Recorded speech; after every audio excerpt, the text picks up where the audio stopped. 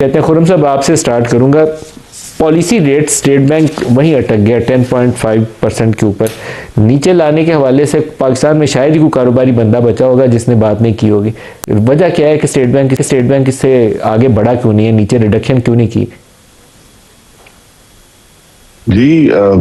उनकी जो कैलकुलेशंस हैं उनसे तो हम आगाह नहीं है, लेकिन उनके जहन में यही खौफ है कि जो हमने बहुत मुश्किल से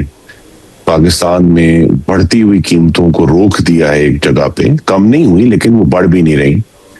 उसकी वजह से वो इन्फ्लेशन को कंट्रोल में रखने के लिए ये इकदाम मेरी नज़र में यही है कि उनके पास चूंकि मैकेनिज्म एक ही है जिसके जरिए वो महंगाई को कंट्रोल, कीमतों को मजीद बढ़ने से रोक सकते हैं। इसलिए उन्होंने जो डिस्काउंट रेट है वो स्टेबल रखा है। अब डिस्काउंट रेट आपके नाज़रीन को याद होगा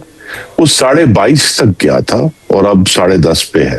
तो ऑलरेडी इसमें जो है वो आधे से भी ज्यादा कमी हो चुकी है जहां से हम शुरू हुए थे। तो ये जो स्टेबिलिटी है उसको कायम रखने के लिए अब इश्यूज जो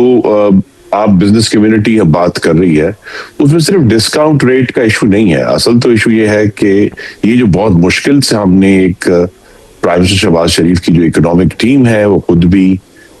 इसके लिए मुबारकबाद के मुस्तहिक है कि उन्होंने पाकिस्तान को इकोनॉमिक स्टेबिलिटी दी है कि अब कम से कम 2.5 साल हो गए हैं कि डॉलर जो है वो स्टेबल है। पाकिस्तान का जो जो मेन सोर्स होता था पाकिस्तान में महंगाई का वो अब नहीं रहा, डॉलर की कीमत में जो उतार चढ़ाव होता था। इसी तरह जो है जो फॉरेन एक्सचेंज अकाउंट के ऊपर हम सबके सांस अटके होते थे वो भी अब माशाल्लाह स्टेबल है, उस पर कोई और पाकिस्तान अपनी जो कमिटमेंट्स है वो बड़ी आराम से और स्मूथली जो है अदा कर रहा है, उसमें कोई रुकावट नहीं आ रही। अब जो चैलेंज है शहबाज शरीफ साहब के सामने, उनकी इकोनॉमिक टीम के सामने, वो यही है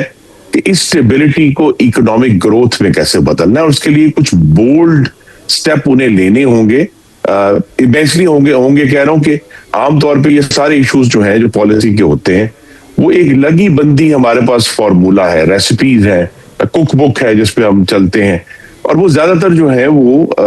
आईएमएफ की और ब्यूरोक्रेटिक पॉलिसी जो है वो पाकिस्तान के ऊपर उसने राज किया है। तो अब अगर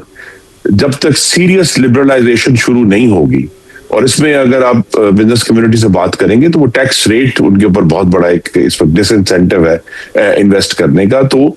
ना सिर्फ टैक्स रेट को कम करना है बल्कि बिजनेस कम्युनिटी को ये यकीन दिलाना है और मेरी ये तवक्को है कि ये काम इंशाल्लाह जून 2026 के बजट में होगा कि अब टैक्स रेट्स में चढ़ाव नहीं होगा, एक स्टेबिलिटी गारंटी करेगी इंशाल्लाह